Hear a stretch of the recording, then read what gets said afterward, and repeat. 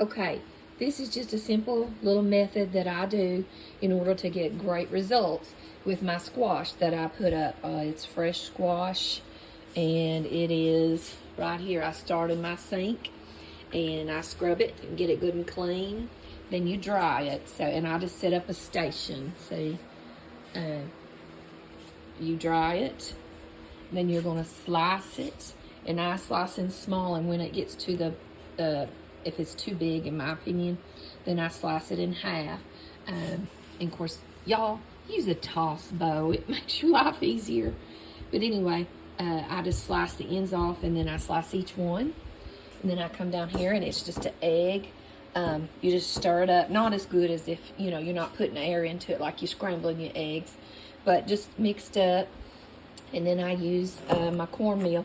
I use some of this in mine. And then I add cornmeal to it. And so what I do is I just take these squash and I dip them in here. Let me just do this real fast for y'all. And then I make sure they're all good and coated. Well, they're slippery, y'all. Then you're just going to drop them down in here.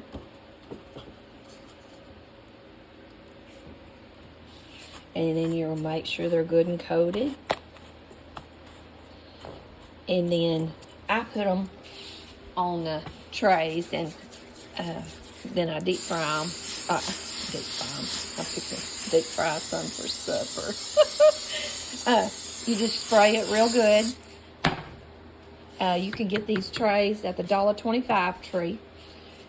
And then you just put these on it. And they can be touching, not greatly though, so you don't really want them touching too much, because you're going to take them just like this, and then you're going to take them and you put them in your deep freeze, and you're going to pick them out the next day. You bring them, and then you're going to put them into freezer bags, and I just use the generic. You're going to put them in freezer bags, and then you put them back in the freezer. Make sure you mark your bags, and just write squash and the date.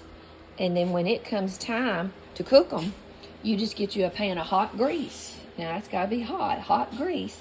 And you just drop your frozen squash down in there, and it will fry up and fry it beautifully for you.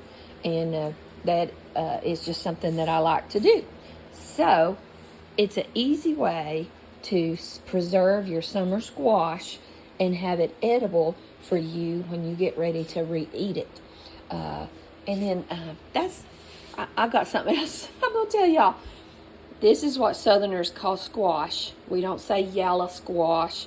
We don't say none of that, because if we're talking about squash, this is squash. If we're talking about the zucchini, that's what we call zucchini. We don't say the green squash. We don't call them squash.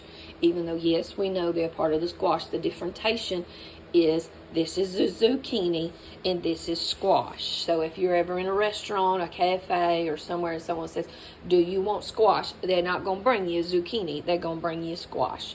So just so you know, y'all do this in small batches. This was my batch from the garden today, because you've got to freeze it, and you've got to, you don't have to cover it, nothing.